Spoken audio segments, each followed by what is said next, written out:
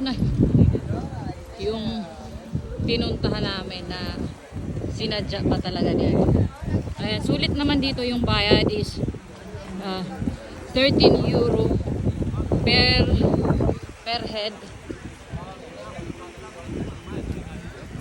So ayan, parang mall yata yan sa loob. Ayun oh.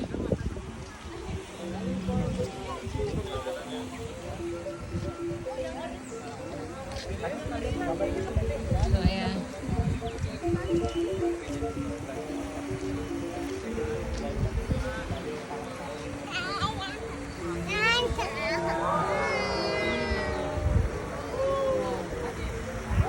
Meron yan sa taas, so hindi na natin pipilitin pumunta doon dahil may bayad siguro yun dyan. Please keep there. Ayan. Ayun na.